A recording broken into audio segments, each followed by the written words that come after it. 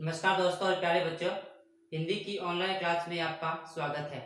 हम पढ़ रहे थे विकारी शब्द और विकारी शब्द हमने अब तक संज्ञा का अध्ययन कर लिया है। हमारा टॉपिक था वो सर्वनाम चल रहा था। सर्वनाम हमने 4 प्रकार थे जो पुरुषवाचक, निश्चयवाचक, अनिश्चयवाचक और संबंधवाचक का अध्ययन कर लिया है। आज हम जो नेक्स्ट प्रकार है सर्वनाम का 5वां भेद प्रश्नवाचक सर्वनाम पढ़ने जा रहे हैं। 5वां प्रकार है प्रश्नवाचक सर्वनाम। अब देखिए क्या होता है प्रश्नवाचक सर्वनाम। प्रश्नवाचक सर्वनाम नाम से बोध हो रहा होगा कि वे विकारी शब्द जो किसी व्यक्ति, वस्तु, प्राणी यानी संज्ञा के संबंध में प्रश्न का बोध कराते हैं। क्या होता है प्रश्नवाचक सर्वनाम? वे विकारी शब्द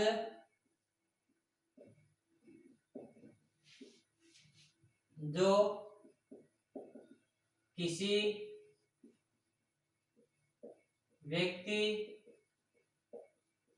वस्तु, प्राणी यानी संज्ञा के संबंध में प्रश्न का बोध कराते हैं।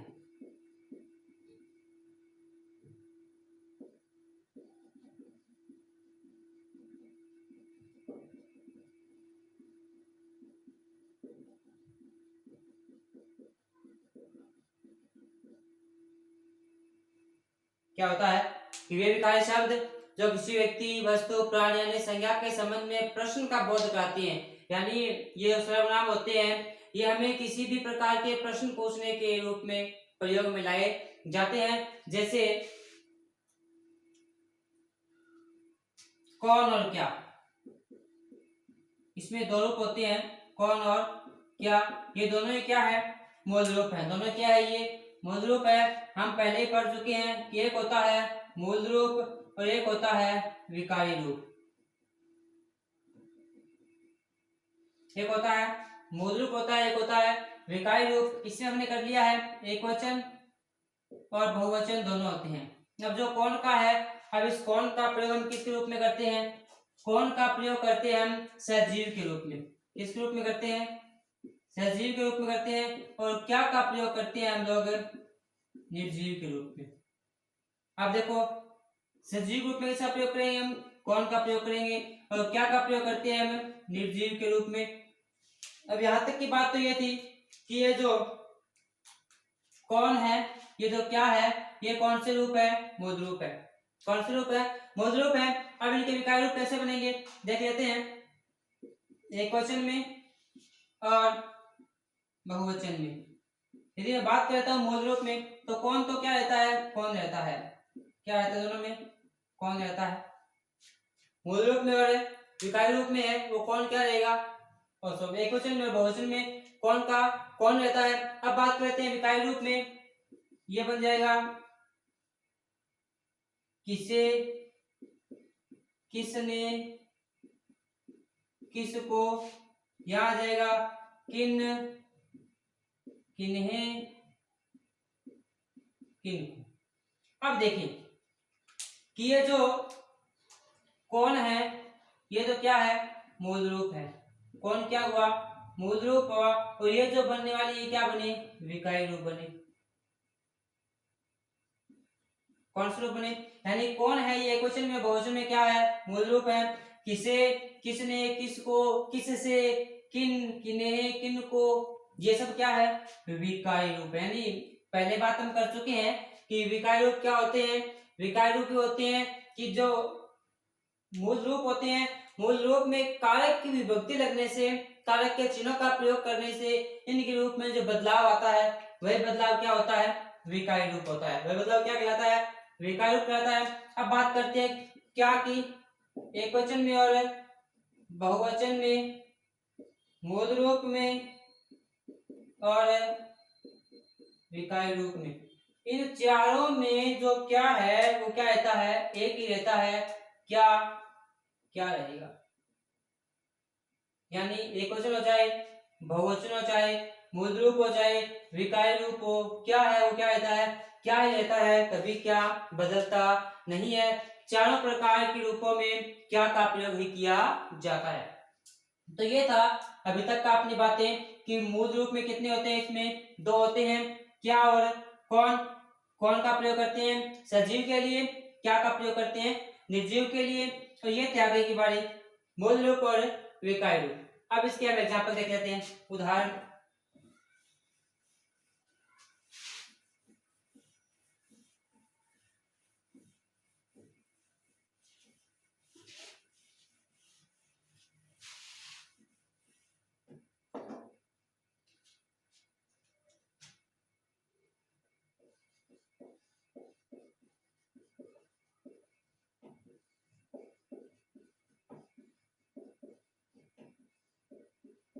प्रश्नवाचक सर्वनाम। अब देखो क्या है,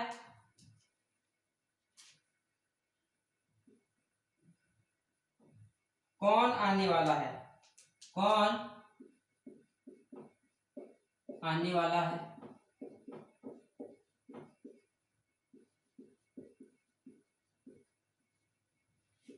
आपने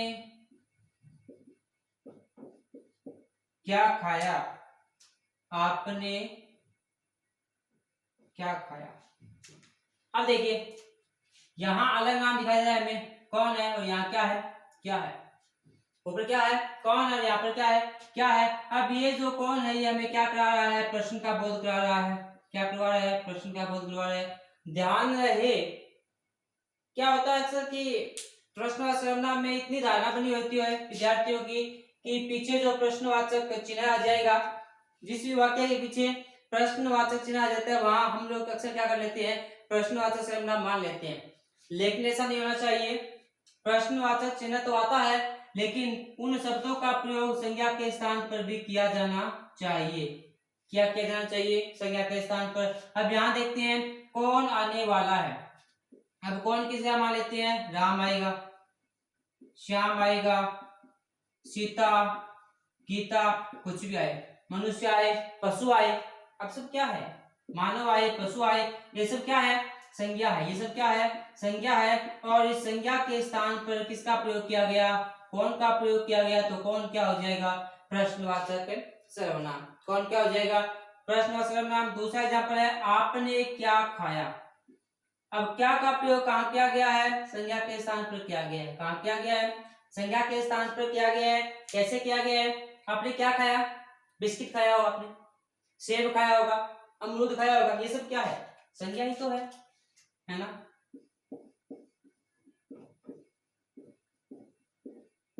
ये सब क्या है, संज्ञा है। क्या है, ये सब संज्ञा है। अब ये संज्ञा है, तुमने क्या किया, इस क्या का प्रयोग संज्ञा के स्थान पर किया तो क्या हो गया, ये क्या भी प्रश्नवाचक है, सर्वनाम बन गया। क्या बन गया, प्रश्नवाचक सर्वनाम। अब देखते हैं अक्सर कि प्रश्नवाचक चिन्ह आने से भी अक्सर सर्वनाम नहीं माना जा सकता। जैसे देखते हैं, मैं यहां लिखता हूं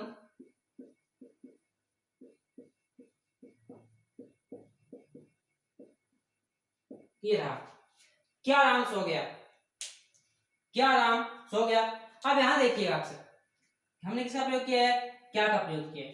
किसका प्रयोग किया है, क्या का प्रयोग किया है। अब हम ये देख लेते हैं कि क्या आ गया है तुम्हारा, कौन सा होगा, प्रश्नवाचक होगा। क्या होगा, प्रश्नवाचक नहीं होगा।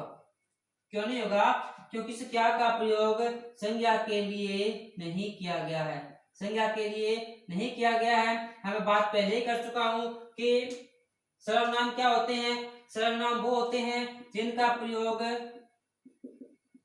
संज्ञा के स्थान पर किया जाए, जिनका प्रयोग संज्ञा के स्थान पर किया जाए वो क्या कहलाएंगे, सर्वनाम कहलाएंगे। और इसका प्रयोग क्या का प्रयोग है, संज्ञा के स्थान पर नहीं हुआ है।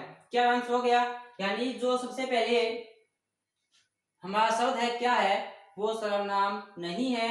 और आपको बता दो हमने पहले बात कर ली है कि सर्वनाम शब्द के तुरंत बाद क्या आ जाए, संज्ञा आ जाए, तो वो सर्वनाम नहीं होता। ये मैं पहले बता चुका हूं बहुत विस्तार से।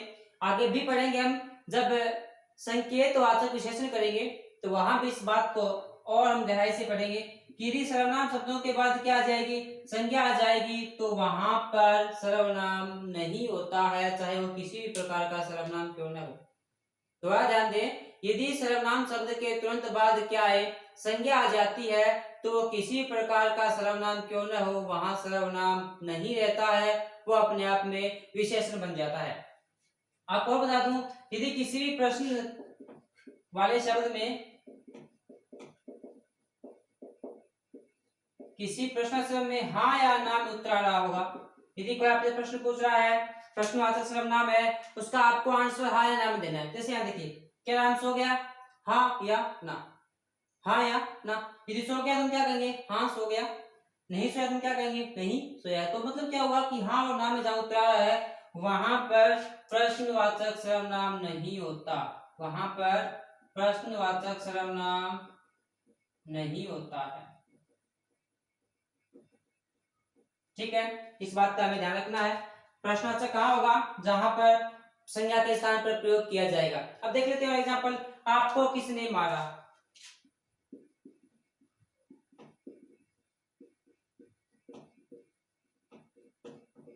अब देखिए यहाँ आपको किसने मारा, अब क्या है यहाँ पर किसने, किसने में क्या है, प्रश्नवाचक सर्वनाम है।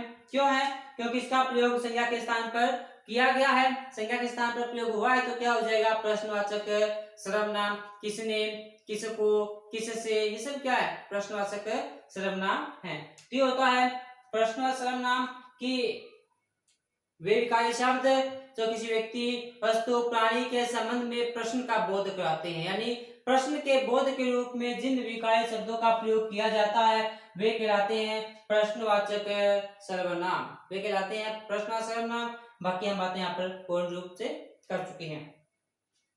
अगला प्रकार है हमारा और अंतिम प्रकार रहेगा सर्वनाम के रूप में निजवाचक सर्वनाम।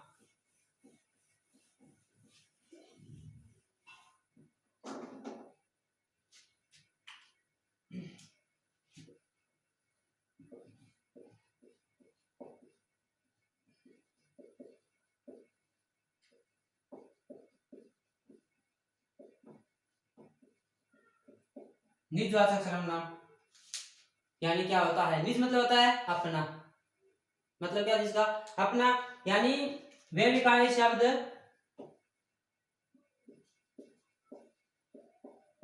वे विकारी शब्द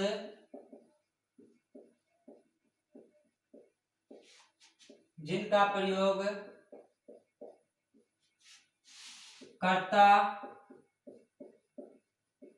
स्वयं के लिए करता है।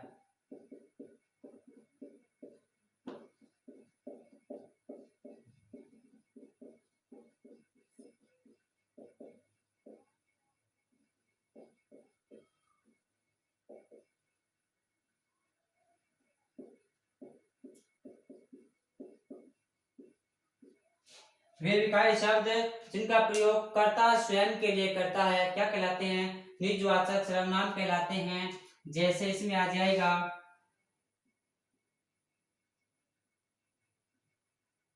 खुद, स्वयं, और एक आता है आप।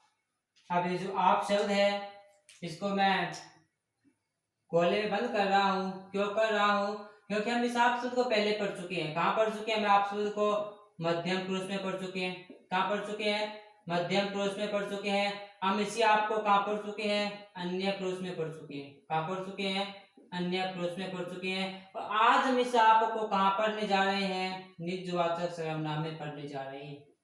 कहाँ पढ़ने जा रहे हैं हम, निजवाचक सर्वनाम में। यानी क्या है कि ये जो आप शब्द है इसका प्रयोग सर्वनाम में 3 जगह होता है। हमने पहले पढ़ लिया है मध्यम पुरुष में, अन्य पुरुष में हमने पढ़ लिया है, और आज हम पढ़ने जा रहे हैं निजवाचक सर्वनाम में। यानी निजवाचक क्या होता है, वे विकारी शब्द जिनका प्रयोग करता, वे विकारी शब्द जिनका प्रयोग करता स्वयं के लिए करता है। किसके लिए करता है, स्वयं के लिए, अपने लिए जिन शब्दों का प्रयोग किया जाएगा वो होते हैं निजवाचक सर्वनाम। जैसे खुद, स्वयं, आप। आपका हमने पहले अध्ययन कर लिया है कहाँ पर, मध्य पुरुष में, अन्य पुरुष में। आज हम पढ़ने जाएंगे निजवाचक में। आप सबसे पहले बात कर लेते हैं एग्जांपल्स की इसमें। जैसे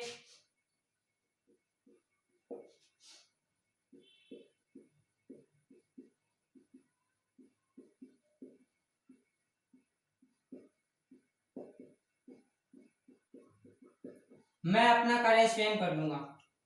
अब यहाँ पर क्या है, ये जो स्वयं है क्या हो जाएगा, निजवाचक सर्वनाम। क्या हो जाएगा, निजवाचक सर्वनाम हो जाएगा। और भी आता है ना, मैं खुद किताबें पढ़ लेता हूं, मैं खुद अध्ययन कर लेता हूं। अब यहाँ पर क्या है, मैं खुद अध्ययन कर लेता हूं, ये जो खुद नाम है, ये जो खुद है ये क्या हो जाएगा, निजवाचक सर्वनाम। क्या हो जाएगा, ये निजवाचक सर्वनाम हो जाएगा। हम इस खुद का प्रयोग कहाँ करेंगे, निजवाचक सर्वनाम में कर लेंगे। अब बात है आप शब्द को समझने की, बहुत ही महत्वपूर्ण रहेगा अपने लिए आप शब्द, कि हम यहाँ देख लेंगे कि किस प्रकार कौन सा आप है वो आएगा मध्य पुरुष में, और किस प्रकार का आप आएगा अन्य निजवाचक में। जैसे मान लीजिए कि आप अध्ययन कर रहे हैं और खाना बन चुका है, आपकी माता ने बोला होगा आपको खाना खा लीजिए, तो अब आप क्या जवाब देंगे। जैसे माँ ने कहा, पूरी बात देखते हैं, माँ ने कहा कि बेटा खाना खा लो। आपने क्या कहा, ये माँ ने प्रश्न कर दिया कि बेटा खाना खा लो। अब आप रिप्लाई कर रहे हैं, जवाब दे रहे हैं, क्या कहेंगे,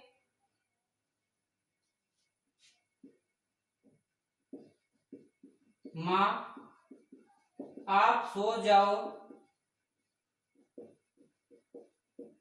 मैं अपने आप खा लूंगा। अब देखो जी, छोटा प्रश्न है कि माँ ने कहा बेटा खाना खा लो, अब आपने क्या जवाब दिया, यहां से मैसेज को बनी हमें यहां समझना है, माँ आप सो जाओ मैं अपने आप खा लूंगा। अब यहाँ पर भी आप आ चुका है, यहाँ पर भी आप आ चुका है। अब देखें कि इस जो आप शब्द इसको पहचाने, दो जगह आ चुका है हमारे सामने आप शब्द, कहाँ कहाँ आ चुका है, एक आ चुका है माँ के बाद में आप आया है, और एक आया है अपने आप। अब देखें कि कौन सा मध्यम पुरुष है तो कौन सा निजवाचक है, दोनों को समझे। माँ आप सो जाओ, अब यानी क्या है, अब आप का प्रयोग क्या किया उसने, मध्यम पुरुष के लिए किया है। बात हम पहले कर चुके हैं ना कि वक्ता होता है वो होता है उत्तम पुरुष, सुनने वाला क्या होता है मध्य पुरुष। यहाँ माँ क्या थी, वक्ता थी, बेटा क्या था, मध्य पुरुष था। बात खत्म, नया वाक्य शुरू हुआ। बोल कौन रहा है, बेटा बोल रहा है, तो बेटा क्या हुआ उत्तम पुरुष। सुन कौन रही है, माँ सुन रही है, तो माँ हुई मध्यम पुरुष। अब माँ मध्यम पुरुष है, इस आप का प्रयोग किसके लिए किया गया है, माँ के लिए किया गया है, तो ये क्या हो जाएगा मध्यम पुरुष हो जाएगा। ये क्या हो जाएगा मध्यम पुरुष। इसके ये जो आप है इसका प्रयोग किसने किया है, कर्ता ने स्वयं के लिए किया है, वक्ता ने स्वयं के लिए किया है, तो ये क्या हो जाएगा आप निजवाचक सर्वनाम। ये क्या हो जाएगा निजवाचक सर्वनाम। बात समझ में आ चुकी होगी आप शब्द की। यहाँ आपका प्रयोग किसके लिए किया था, मध्यम पुरुष के लिए किया है, तो क्या हो जाएगा मध्य पुरुष हो जाएगा। और यहाँ आपका प्रयोग किसके लिए किया गया है, बोलने वाले ने स्वयं के लिए किया है, कर्ता ने स्वयं के लिए किया है, वक्ता ने स्वयं के लिए किया है, तो यदि स्वयं के लिए आपका प्रयोग किया गया है तो क्या हो जाएगा निजवाचक सर्वनाम। क्या बन जाएगा निजवाचक सर्वनाम। तो ये थे हमारे सर्वनाम। हमने 3 कक्षाओं में सर्वनाम के 6 भागों का अध्ययन कर लिया है। आगे का हमारा टॉपिक रहेगा विशेषण रहेगा, जो आगामी कक्षा में जल्द ही कर लिया जाएगा। आप लोग घर पर रहे, सुरक्षित रहे। मैं आशा करता हूँ कि आप सभी स्वस्थ होंगे। घर पर रहते हुए अध्ययन जारी रखें। धन्यवाद।